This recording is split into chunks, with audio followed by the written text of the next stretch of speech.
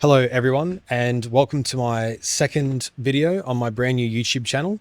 And this is the channel that I'm documenting my journey of learning VFX from scratch and trying to build up my knowledge of After Effects and Blender and 3D compositions and implement that into my filmmaking as a recent film school graduate. My name is Mitchell Lippiott, and this is the channel where I wanted to be documenting that at the same time of staying fit and pretty much showing or hopefully inspiring somebody along the way, and to basically see what I'm like now to compared to myself in a year's time. So as you can see from the title, I have made my very first After Effects composition, and here's what I learned about it. So the reason that I wanted to start with After Effects was because I am constantly now, I'm mainly using DaVinci Resolve, and on DaVinci Resolve, I love using it for video editing, and I wanted to start getting more into some 3D modeling and some 3D compositions. But through all the research that I've done and through advice from friends, is that After Effects and Blender are the way to go. If you want to incorporate some really fun and creative and artistic energy into your indie filmmaking or into just your personal passion projects, then After Effects is going to be the powerhouse that will elevate your storytelling, and yeah, just it's going to be a lot more fun, and it's going to be a really interesting challenge. I'd like to become a master of all three, of Blender, Fusion, After Effects, but again, I really want to mainly focus on After Effects and Blender right now. So with my very first After Effects composition, I made a glowing orb in space, and I know it doesn't sound like much, and I know it's simple, but that's the point. It's my first comp, and I was pretty happy with it. It took a couple of hours, and just did my own research, and basically, it was basically a really interesting introduction into how to set up a new composition on After Effects, how the layers work, how you can start to incorporate effects, and how a lot of the expressions work. And from DaVinci, I'm already pretty good when it comes to keyframing and, you know, working in graphics and titles and all the basic stuff. But learning the user interface for After Effects was basically, that was my basic introduction on in my last, but between now and my last video. So this is what the orb looked like in the end. So I know it's not much. I know it's pretty simple, but again, that's the whole point, is to start simple, and you use those simple ideas and those simple, projects to work on, because you basically want to get as, understood and familiar with the user interface and what goes where and where is what, in After Effects.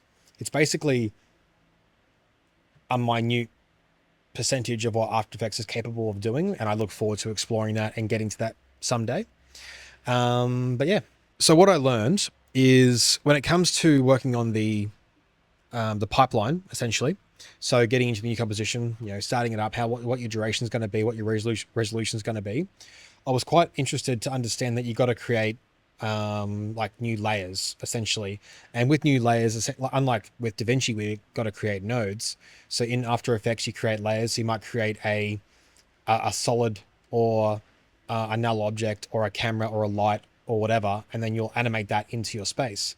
And a lot of the space, when it comes to animating, will incorporate a lot of 3D work, which is really new to me, and that's what I'm really keen to learn more of. And it was great. It was really interesting to see that it, like, what it would do and how it would work, and two, to see how easy it was to mess up everything. Because when you started getting a bit away and angling the camera the wrong way, or angling the light wrong, it was, I probably pressed Control Z more times than I can count yesterday when I was making that. But it was great, because I learned that you don't need to make something perfect to start off with, because it's going to look basic and, whatever as hell. But yeah, in a year's time, I'll probably revisit that same one, and I will definitely be making it a lot more cinematic and awesome, essentially. So one thing that I wanted to mention on my last video as well, but I completely forgot, or I just was probably so nervous and awkward that I didn't really think to mention it, was when I was getting into YouTube, I mentioned that I'd had a a friend who inspired me or was encouraging me to get started on my channel idea. And definitely they are someone who I was taking a massive inspiration from. And I did want to talk a little bit about my inspirations. The obvious, Peter McKinnon. I've been a long fan of Peter McKinnon, probably for the last 8-9 years. I've been watching his channel, and I remember every day looking at that, thinking, I want to do that. That's so amazing. I really could enjoy that kind of life where you get to film and show everybody your, your creativity and your lifestyle, and just have that lifestyle where you get to go places and do awesome stuff and just let your shine happen. And it's great. And yeah, so he's a main inspiration for me. The second one is Devon Supertramp. So a lot of people probably wouldn't remember Devon Supertramp, but a lot of people definitely will. I definitely remember him from the early 2000s, and I remember watching all of his stuff and just thinking, that is just the life. That is just everything that a young creator would love to aspire towards or to get to, and something that I really want to work on building in my future as my vision. Not copying him, but having that kind of freedom to be like, oh yeah, let's go make, this crazy, amazing project where we get to go travel here and do this crazy thing. And it was always an amazing inspiration for me. And the last one is Lachlan Stewart. He's a close friend of mine and someone who helped inspire me to get into this channel.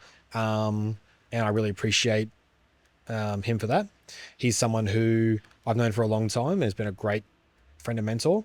And looking at his channel and looking at how he has that confidence and presents himself, that's, again, and just the lifestyle and just, getting out there and sharing it all. It's something that I really admire and aspire to get to. And yeah. So now that I've done my first composition and I've learned about the pipeline, and I've learned, how quickly things can go wrong and how easy some layers are and some steps are, which is great. I'm getting into my next portion tonight. So what I want to get into, what I want to make my first major milestone project is, I want to do a short but simple Super Saiyan Dragon Ball Z Kamehameha blast. I want to film it myself, and I want to film myself doing it, and that's gonna be my very first project that I'm going to work on, and that's gonna be very exciting. So might be a few weeks away, or maybe even a month, but that'll be something that I'm really keen to show and present and finish off. In my journey to learn VFX, I'm making Monday, Tuesday, Wednesday After Effects, and Thursday, Friday, or Thursday and sometime over the weekend Blender. So I'm going to get a nice mix of the two, and I'm putting together a really nice roadmap, a really great learning roadmap that I can integrate and follow along and start to learn the user interface and how things work and what goes where, which is great.